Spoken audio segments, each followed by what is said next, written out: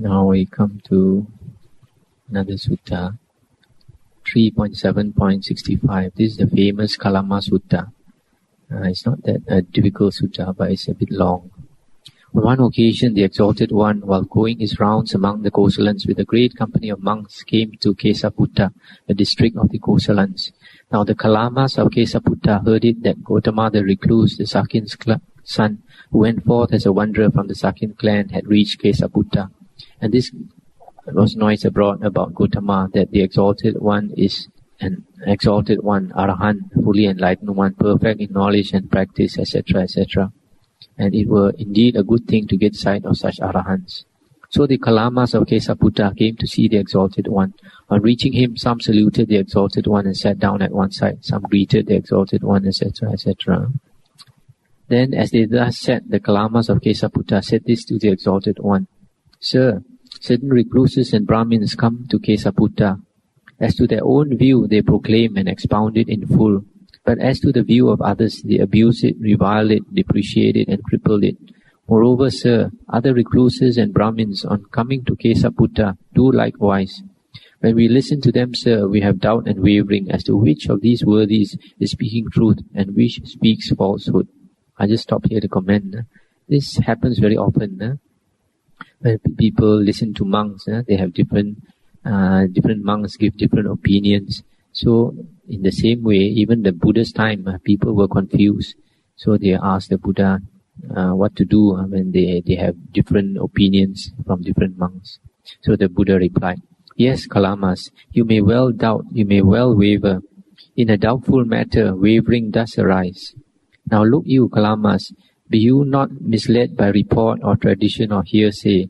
Be not misled by proficiency in the scriptures, nor by mere logic or inference, nor after considering reasons, nor after reflection on and approval of some theory, nor because it fits becoming, nor out of respect for a recluse.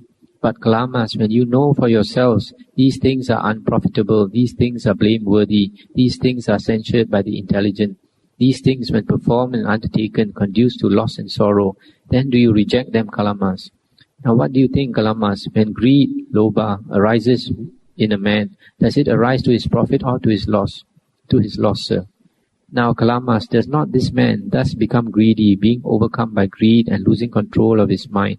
Does he not kill a living creature, take what is not given, go after another's wife, tell lies, and lead another into such a state as causes his loss and sorrow for a long time? And he said, he does so, sir. Now what do you think, Kalamas, when hatred, dosa, arises in a man, does it arise to his profit or his loss? To his loss, sir. Now, Kalamas, does not this man thus become hateful, being overcome by hatred, losing control of his mind? Does he not kill? Does he not take what is not given, commit adultery, tell lies, and lead another into such a state as causes his loss and sorrow for a long time? And they replied, he does indeed, sir. And the Buddha said, now what think you, Kalamas, when delusion, moha, arises within a man, does it arise to his profit or to his loss? And they said, to his loss, sir. And does not this man, thus deluded, does he not kill, etc., etc.? He does, sir. Well then, Kalamas, what do you think? Are these things profitable or unprofitable? Unprofitable, sir. Are they blameworthy or not? Blameworthy, sir. Are they censured by the intelligent or not? They are censured, sir. If performed and undertaken, do they conduce to loss and sorrow or not? They conduce to loss and sorrow, sir. It is just so, we think. Then the Buddha said, so then, Kalamas, as to my words which to you just now, be you not misled by report or tradition or hearsay, be not misled by proficiency in the scriptures, nor by mere logic or inference, nor after considering reasons, nor after reflection on and approval of some theory, nor because it fits becoming, nor out of respect for a recluse. But Kalamas, when you know for yourselves these things are unprofitable, these things are blameworthy, these things are censured by the wise, these things, when performed and undertaken, conduce to loss and sorrow, then indeed you reject them. Such was my reason for uttering those words. I just stop here to comment. Here the Buddha is saying that those unprofitable things, blameworthy things, which lead to sorrow and which are censured by the wise, we should not follow them.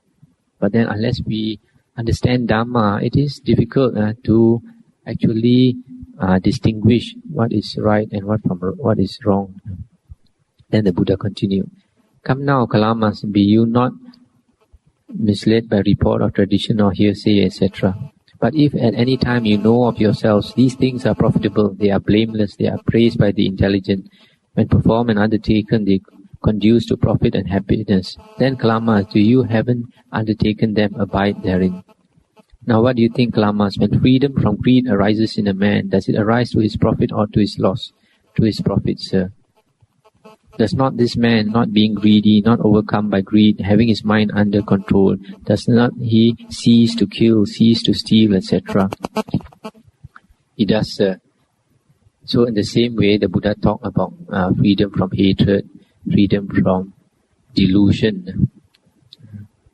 And then the Buddha said, are these things profitable or unprofitable? And they said, profitable, sir. Are they blameworthy or not? They are not, sir. Etc., etc. So the Buddha said, in the same way, that if they know for themselves that these things are profitable, that they conduce to happiness, etc., then they should be practiced. And the Buddha continued, "Now, Kalamas, he who is an Aryan disciple, freed from coveting and malevolence, who is not bewildered but self-controlled and mindful, with a heart possessed by goodwill, compassion, joy, equanimity, etc., in this very life, he attains 4 comforts. First one, if there be a world beyond, if there be fruit and ripening of deeds done well or ill, then when body breaks up after death, I shall be reborn in the happy lot in the heaven world. This is the first comfort he attains. Second, if however there be no world beyond. And the last week we finished at Sutta number 3.7.65, the famous Kalama Sutta. And I didn't, towards the end, I didn't have time to make some comments. So I'd just like to say that this Kalama Sutta is one of the famous suttas. And the passage in that sutta, which is quite well known, is the one that says, "Be you not misled by report or tradition or hearsay.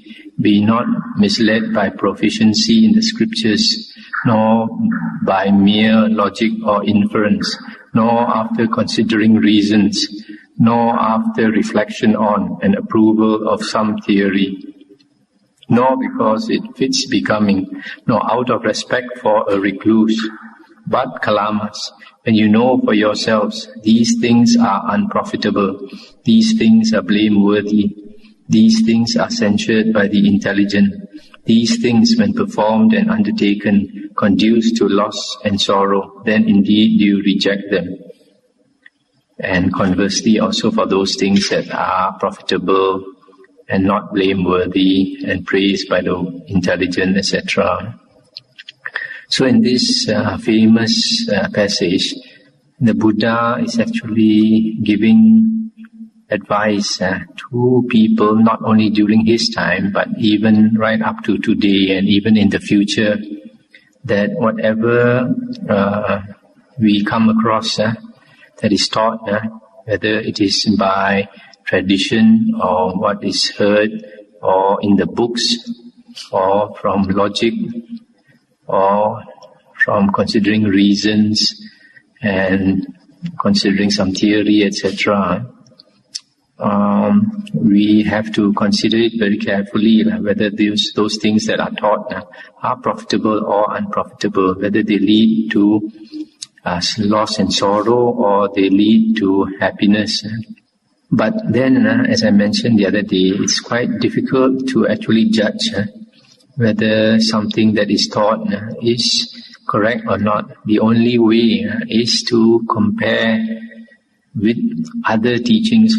So it's very good to investigate, make a lot of investigation before we actually conclude that some teaching is right or wrong. We have to take the trouble to compare, then we can see that whatever is said here and said there, if they contradict each other, then we have to think carefully.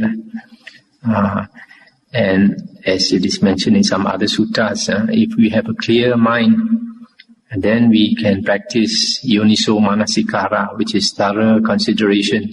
When we have thorough consideration or thorough attention, proper attention, proper consideration, then we can see things clearly. And that also requires that we have a clear mind, which is a developed mind, and that which can be cultivated from meditation.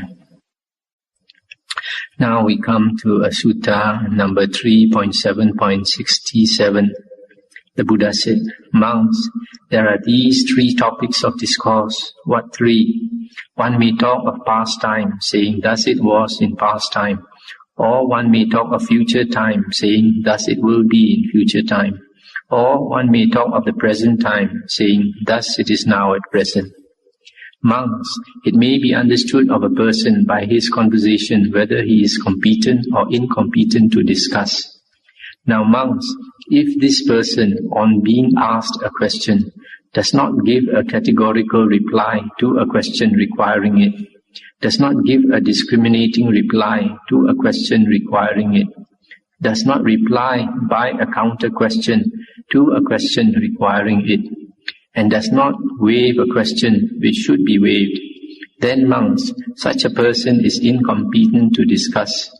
But if this person, on being asked these 4 sorts of questions, gives the proper reply, then he is competent to discuss. Again, monks, it may be understood of a person by his conversation whether he is competent or incompetent to discuss.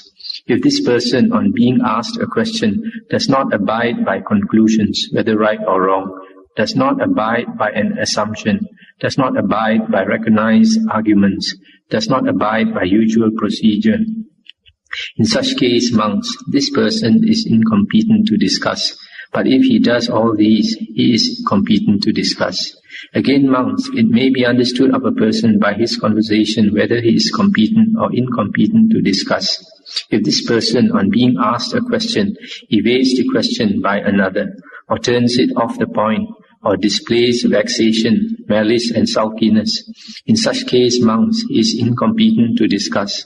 But if, on the other hand, he does none of these things, he is competent. Yet again, monks, it may be understood of a person by his conversation whether he is competent or incompetent to discuss. If, on being asked a question, he loads with abuse and beats down the questioner, laughs him to scorn, and catches him up when he falters, such a one is incompetent to discuss. But if he does none of these things, he is competent. Monks, it may be understood of a person by his conversation whether he is assured or unassured. He who lends not an ear is unassured. He who lends an ear is assured. He, being assured, fully understands one thing, comprehends one thing, abandons one thing, realizes one thing. So doing, he reaches the perfect release. This, monks, is the profit of talk. This is the profit of deliberation, of assurance, of giving ear to advice, namely the liberation of mind without grasping. And this sutta, you can see the Buddha, he says that there are various ways. The first thing, there are various ways to answer a question. Either you have to give a categorical reply, sometimes, or you have to give a discriminating reply. And sometimes a question should be answered with a counter question. And sometimes a nonsense question should be waived, shouldn't consider it at all. And also, when you discuss or argue with some person, you have to abide by conclusions, you have to abide by an assumption, by recognized arguments, by usual procedure. And there are some people who cannot discuss or cannot argue. They sometimes evade a question when they should not evade it, and they turn it off the point or show malice, sulkiness, and sometimes they are abusive or very scornful, and such kinds of persons are not competent to discuss. So this is a guide to us sometimes when we discuss with other people how to talk. Now, the next sutta is 3.7.68. The Buddha said, "Monks, if the wanderers of other views should thus question you, Friends, there are these three conditions. What three? Lust or passion, raga, hatred, dosa, delusion, moha. These are the three. Now between these three, what is the distinction? What is their specific feature? What is the difference? Thus questioned monks, how would you explain to those wanderers of other views? And the monks said, for us, Lord, things are rooted in the Exalted One, have the Exalted One for their guide and resort. Well for us, Lord, if the Exalted One would reveal unto us the meaning of this saying he has said. Hearing the Exalted One, Lord, the monks will bear it in mind. And the Buddha said, then listen, monks, apply your minds closely, I will speak. And the monks replied, even so, Lord. The Exalted One said, now if the wanderers of other views should question you, thus do you explain it. Reverend sirs, lust is slightly to be blamed, but it is slow to change. Hatred is much to be blamed, but it is quick to change. Delusion is much to be blamed, and it is slow to change. I'll just stop here to comment. We notice here that lust is said to be slightly to be blamed. Why is it slightly to be blamed? Because compared to the other two, it is not so harmful in a sense. When you indulge in lust and passion, you harm yourself, but not so much other people. And whereas hatred, you can do a lot of harm to many people, and delusion also. Delusion out of ignorance and delusion. Sometimes you do a lot of harm and you don't realize it. So lust, it is slightly to be blamed, but it is very slow to change. Lust is something that all beings in the realm of sensual desire, it is like a very strong tendency in all beings here. And hatred is much to be blamed, but quick to change. And delusion is much to be blamed, but it is slow to change. So you see, of all these three, delusion could be said to be the worst. It is very harmful, and yet and also it is very slow to change. Delusion, unless we take the trouble to change, it is very difficult to change this. And the incentive for us to take the trouble to change is suffering. When we are deluded, then we suffer more. And when we suffer, then that is the thorn that pricks us to change ourselves. And then we try to investigate why we suffer. And then we study the Dhamma. Then we learn we have to clear our mind by meditation. Then we learn to meditate, etc. And then the Buddha said, what is the reason? What is the cause? That means if the wanderers ask, what is the reason? What is the cause? Why lust that has not arisen arises? Or why lust that has arisen is liable to develop and grow? It is the feature of attractiveness, must be the reply. In him who gives not thorough attention to the feature of attractiveness, lust that has not arisen arises, and lust that has arisen is liable to develop and grow. This, sirs, is the reason, this is the cause. But sirs, what is the reason, what is the cause, why hatred not yet arisen arises, or if arisen is liable to develop and grow? It is the feature of loathsomeness or repulsiveness, must be the reply. In him who gives not thorough attention to the feature of repulsiveness, hatred arises. But sirs, what is the reason why delusion arises? It is unthorough attention, must be the reply. In him who gives not thorough attention, delusion arises. Now sirs, what is the reason, what is the cause, why lust not yet arisen arises not, or if arisen is abandoned? It is the feature of repulsiveness, must be the reply. In him who gives thorough attention thereto, lust not arisen arises not, or if arisen is abandoned. But sirs, what is the reason why hatred not yet arisen arises not, or if arisen is abandoned? It is the release of goodwill by mind, must be the reply. In him who gives thorough attention to the release of goodwill by mind, both hatred that has not arisen arises not, or if arisen is abandoned.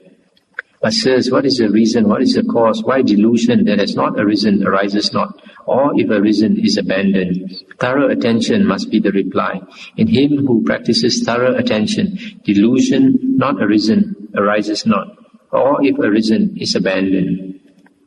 So you see, the Buddha just said that lust arises due to attractiveness, the feature of attractiveness. If we see something is beautiful or attractive, the greed arises and we lust for it. But to get it to reduce the lust, we have to see the repulsiveness in that thing. For example, with the human body, the Buddha said that the attraction of the opposite sex is extremely strong. So, to cut the lust for the opposite sex, we practice the contemplation of the 32 parts of the body, which is meditation on the loathsomeness of the body or the repulsiveness of the body. In that way, when we understand how the body is made up of all the different parts, which are in a way quite loathsome, then the attraction for the body is reduced. And for hatred arises because of repulsiveness. We feel that something, like for example, somebody says something to us, we feel it's so repulsive, there's a hatred arises. And the way to overcome hatred is through metta. And that is goodwill or loving kindness. We practice meditation on goodwill and loving kindness. We try to spread metta. Then our hatred or anger reduces. And delusion arises from unthorough consideration. And we can only get rid of delusion from practicing thorough consideration. And you see that thorough consideration, yoniso manasikara, is important for all these three things: lust, hatred, and delusion. Lust, hatred, and delusion are known as the three roots of unskillful action, akusala karma. It's because of lust, hatred, and delusion that we live our lives very unskillfully. And when we live our lives unskillfully, we suffer more than we ought to. There are certain types of suffering that can be avoided if we live a skillful life. But there are certain types of suffering that nobody can avoid. For example, the body growing old, the body getting sick, the body dying. That cannot be avoided. But there are other types of suffering which can be avoided. For example, if we drink and drive. Then we get in an accident, and that is unnecessary. If we had the skill not to drink and drive, if you drink, you don't drive. If you drive, you don't drink. Then we would do away with that unnecessary suffering.